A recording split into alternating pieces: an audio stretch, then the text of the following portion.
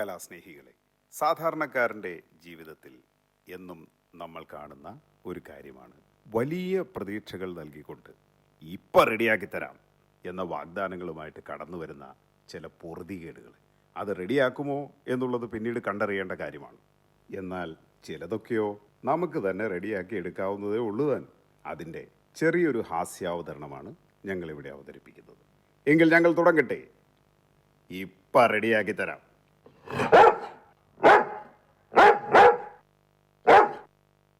ദൈവമേ, ഈ പട്ടി ഒരു സൗകര്യവും തരത്തില്ലല്ലോ.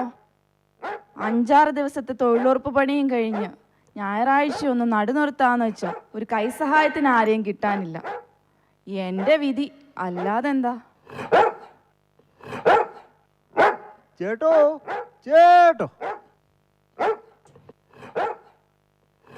ആ മെമ്പറായിരുന്നോ കുറച്ചേ? അല്ല, വിളിച്ചേ. ആ ഈ പട്ടി എന്നാ കൊരയാ, ഒരുമാതിരി മനുഷ്യന്മാരെ കാണാത്ത പോലെ. അത് മനുഷ്യന്മാരെയൊക്കെ കണ്ടിട്ടുണ്ട്. 4-5 വർഷമായില്ലേ മെമ്പർ ഇതുവഴി വന്നിട്ട്. ഇടയ്ക്കൊക്കെ വരണം. അതെങ്ങനെയാ ചേച്ചി, തിരക്കല്ലയോ? ഈ പഞ്ചായത്തിന്റെ ഓരോരോ ആവശ്യത്തിനായി ഊണും ഉറക്കമില്ലാതെ ഓടി നടക്കുമല്ലേ. ഓടുന്ന മെമ്പറൊന്നും ഞാൻ കണ്ടിട്ടില്ല. ഓരോരോ പാർട്ടിയിലേക്ക് മാറി മാറി ചാടുന്നത് കണ്ടിട്ടുണ്ട്. അല്ല, മെമ്പർ ഇപ്പൊ ഏത് പാർട്ടിയിലാ? ഞാനിപ്പോ സ്വതന്ത്രനാ, സ്വതന്ത്ര സ്ഥാനാർത്ഥിയാണെന്ന്. അതൊക്കെ പോട്ടെ, ചേട്ടൻ എന്തി? നിങ്ങൾക്ക് ഗുണമുള്ളൊരു കാര്യമായിട്ടാ ഞാൻ വന്നേക്കണേ. അങ്ങേര് നേരം വെളുത്തപ്പോ ഇറങ്ങിയതാ. ഏത് കോലത്തിൽ വരുമെന്ന് ആർക്കറിയാം. അല്ല മെമ്പറേ, ആ ഗുണമുള്ള കാര്യം എന്താ? ഈ വീടിന്റെ അറ്റകുറ്റപ്പണിക്ക് വേണ്ടിയിട്ടുള്ള ആനുകൂല്യത്തിന് ഒരപേക്ഷ തന്നിട്ടില്ലായിരുന്നോ? അത് കഴിഞ്ഞ ഇലക്ഷന് മെമ്പർ വോട്ട് ചോദിച്ചു വന്നപ്പോ തന്ന അപേക്ഷയല്ലേ. വർഷം എത്രയായി? അത് പിന്നെ സർക്കാർ കാര്യങ്ങളുടെ സെറ്റപ്പ് അങ്ങനെയാ. എന്നാലെന്നാ ഇപ്പൊ ശരിയായില്ലേ? ഇത് വല്ലതും നടപടിയാവോ മെമ്പറെ? പിന്നെ അല്ലാതെ നമ്മുടെ സർക്കാർ എത്ര പദ്ധതികളാണ് കൊണ്ടുവന്നേക്കണേ. ആവാസ് യോജന, വികാസ് യോജന, ഭീമ യോജന, അങ്ങനെ എത്ര യോജനകൾ ഉണ്ടായാലെന്താ? നമുക്കെന്നും യാചന മാത്രമല്ലേ ഉള്ളൂ. അല്ല, നമുക്ക് ഈ പഴയ സെറ്റപ്പൊക്കെ ഒന്ന് മാറ്റണ്ടേ? ഒന്ന് പോ മെമ്പറെ. അതൊക്കെ ഈ നാട്ടുകാർ വെറുതെ പറയണത്. ഞാൻ പറഞ്ഞത് ഈ വീടിന്റെ സെറ്റപ്പൊക്കെ ഒന്ന് മാറ്റണ്ടേന്നാ. പിന്നെ വേണം.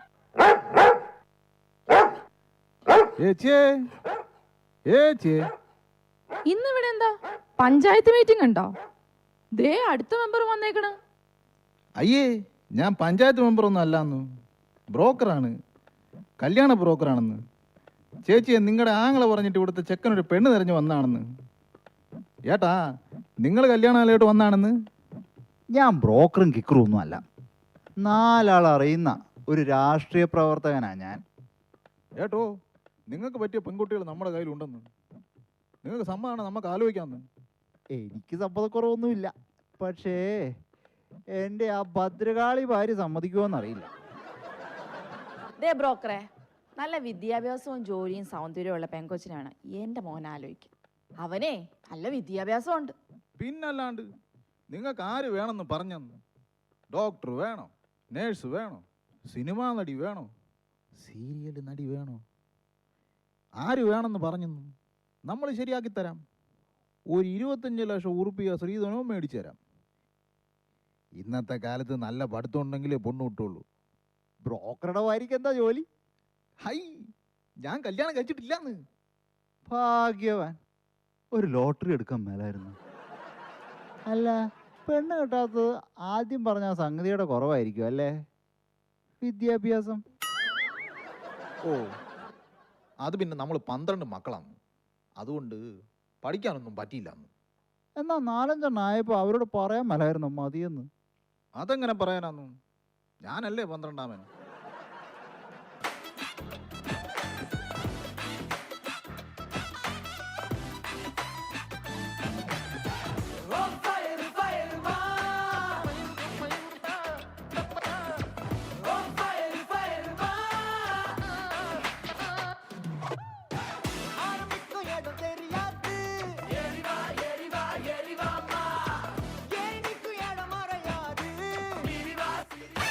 കോപ്രായടായി കാണിക്കണേ?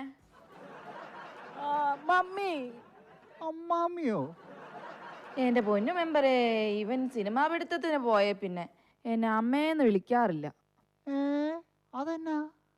ഇവരൊന്നും അമ്മാന്ന് പറയത്തില്ലെന്നേ, AMMA എന്നേ പറയത്തുള്ളൂ. ആഹാ, എടാ മോനെ, നിന്റെ പേരെന്തുവാ? My name is Sugunan MDMA. MDMA? Yes, Sugunan. Movie direction, MA past. Sugunan MDMA. എന്റെ പൊന്നടാവേ, ഇത് ഇക്കാലത്ത് ഇടാൻ പറ്റിയ പേരല്ല കേട്ടോ. എൻ്റെ അമ്മാവാ. അമ്മാവനോ? ഓ എൻ്റെ ആശാനെ. ആശാനോ? ഓ എൻ്റെ പൊന്നു ബ്രോ, നിങ്ങളൊക്കെ പഴയ ടീംസാണ്, ഞങ്ങളൊക്കെ 2K കിഡ്സ് ആണ്. ഞങ്ങൾക്കൊന്നും ഇതൊരു പ്രശ്നമേ അല്ല. ആശാനെ, ഇവർ ചെറിയ ടീമൊന്നും അല്ലാട്ടാ. എടോ, ഞാനിവിടെ ടൂർണമെന്റിന് വന്നതല്ല. എന്നിട്ട് 2K കിഡ്സിന്റെ സിനിമ എല്ലാം പുറത്തിറങ്ങിയോ? താമസിയാതെ ഒരെണ്ണം ഇറങ്ങും. എൻ്റെ മൂവി ഒരു 100 കോടി ക്ലബിൽ കയറണമെന്നാണ് എൻ്റെ ആഗ്രഹം. അതിന് നമ്മുടെ നാട്ടിൽ ഇത്രയും ക്ലബ്ബുകളൊക്കെ ഉണ്ടാ? ഓ, ഇയാള് ചീട്ട് കളിക്കാൻ പോണ ക്ലബ്ബല്ല, ഇത് വേറെ സംഗതിയാണ്. ഈ ആർട്സ് ആൻഡ് സ്പോർട്സ് ക്ലബ്ബ് ആയിരിക്കും അല്ലേ? ഓ മമ്മി, നമുക്ക് ഈ വീടൊന്ന് സെറ്റപ്പ് ആക്കി എടുക്കണ്ടേ? എന്നിട്ട് നല്ല പൊങ്കുട്ടിയൊക്കെ കല്യാണം കഴിച്ച് ജീവിക്കണ്ടേ? You mean arrange marriage? അയ്യോ സോറി, എനിക്ക് ഈ അറേഞ്ച് മാരേജിലൊന്നും താല്പര്യമില്ല. I like living together. Me too. കേട്ടോ, മെമ്പർക്കും അതാണല്ലേ താല്പര്യം. കൊച്ചുകല്ലേ. ഓ അതല്ല, മീ ടു കേസ് വന്നാൽ നാറും, ചിലപ്പോ ലോക്കപ്പിലും ആവും എന്നാ പറഞ്ഞ. അതാണ് ഞാൻ പറയണത്. നല്ല സുന്ദരിയായ ജോലിയുള്ള ശ്രീധനായി കിട്ടുന്ന പെൺകുട്ടിയെ ഞാൻ റെഡിയാക്കി തരാന്ന്. അങ്ങനെയാണെങ്കിൽ നമുക്കൊന്ന് ആലോചിക്കാം. ആ, അപ്പോ അങ്ങനെ ശ്രീധനം കിട്ടണമെങ്കിൽ ഈ വീടൊന്ന് ആദ്യം മെനയാക്കി എടുക്കണ്ടേ? നമ്മൾ 3 ലക്ഷം രൂപയ്ക്ക് ഈ വീടൊന്ന് റെഡിയാക്കുന്നു, 10 ലക്ഷം പഞ്ചായത്തിൽ എഴുതി കൊടുക്കുന്നു, 7 ലക്ഷം എൻ്റെ അല്ല നമ്മുടെ പോക്കറ്റിലാവും. ഓ, മെമ്പർ നല്ല ആളാലോന്നു. ഇതൊക്കെ ശരിയാണോ?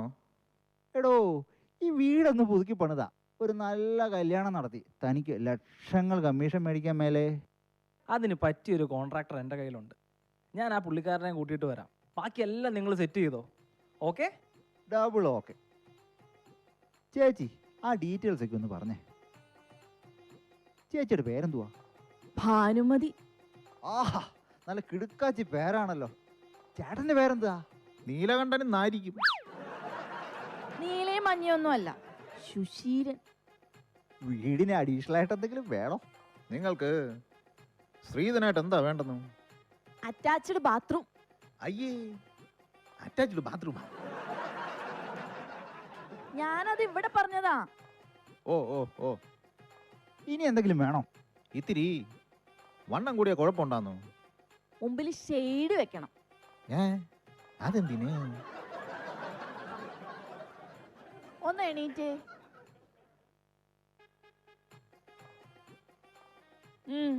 നിങ്ങൾ ഒരുമിച്ചിരുന്ന് ചോദിക്ക്.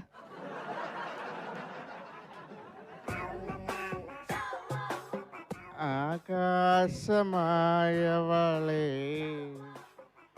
അകലെ പറന്നവളെ, ചിറകായിരുന്നല്ലോ നീ, അറിയാതെ പോ. എങ്ങോട്ടെങ്കിലും പോ.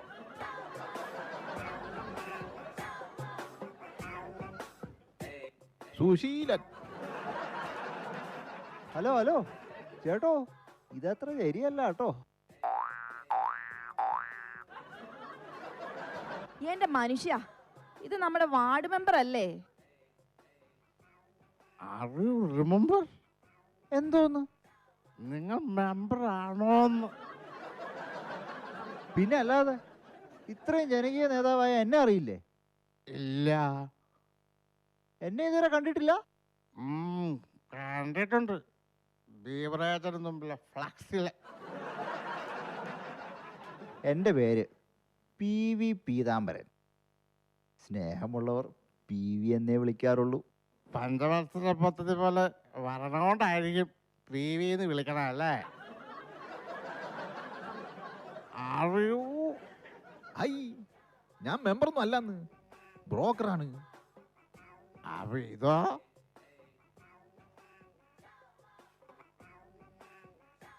ഇതിൽ നിറച്ചും കല്യാണം നോക്കണ ചെക്കന്മാരെയും പെണ്ണുങ്ങളുടെ ഫോട്ടോ ആണ്.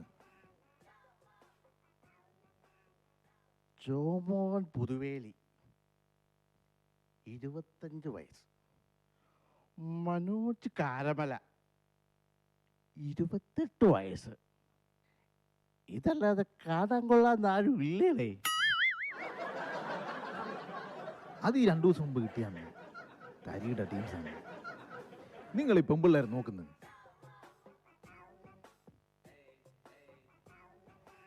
സ്റ്റോപ്പ്. ഇതാരത്?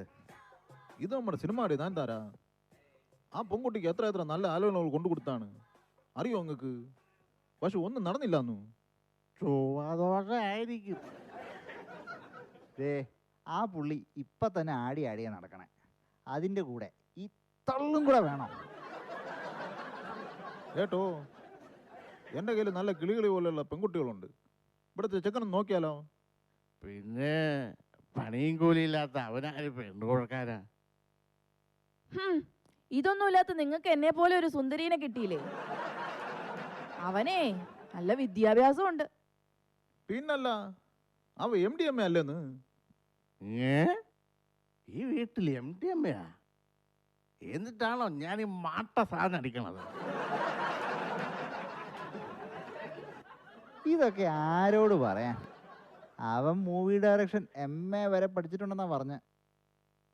ഇതൊക്കെ പറഞ്ഞാ ഇങ്ങേർക്ക് മനസ്സിലാവത്തില്ല. മെമ്പർ വന്ന കാര്യം പറഞ്ഞൊന്ന് മനസ്സിലാക്കി കൊടുക്ക്. അല്ല ഏട്ടാ, നമുക്ക് ഈ വീടൊന്ന് സെറ്റപ്പ് ആക്കി എടുക്കണ്ടേ? അതിന് എൻ്റെ കാശൊന്നുമില്ല.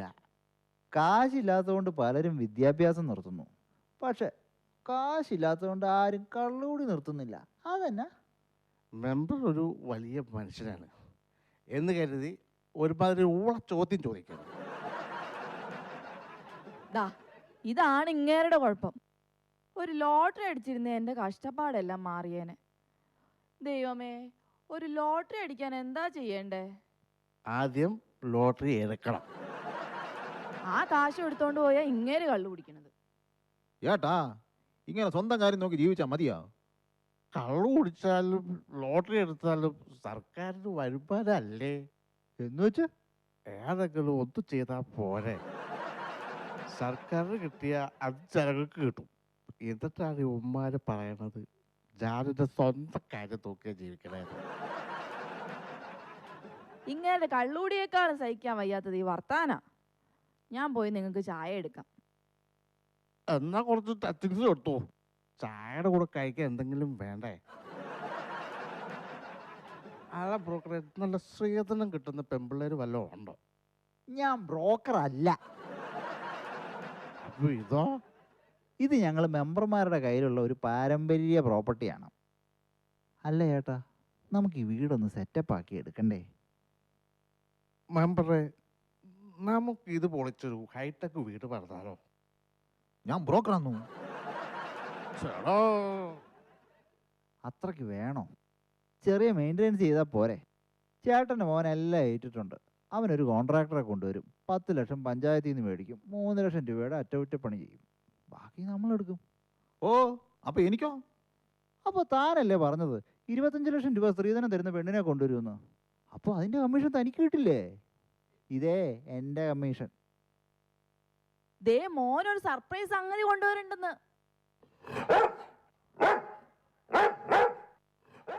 അമ്മേ, എൻ്റെയും കോൺട്രാക്ടറുടെ മോളുടെയും കല്യാണം കഴിഞ്ഞു.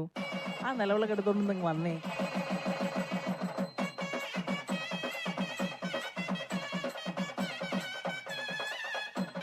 അപ്പോ ഈ വീടിൻ്റെ പണി?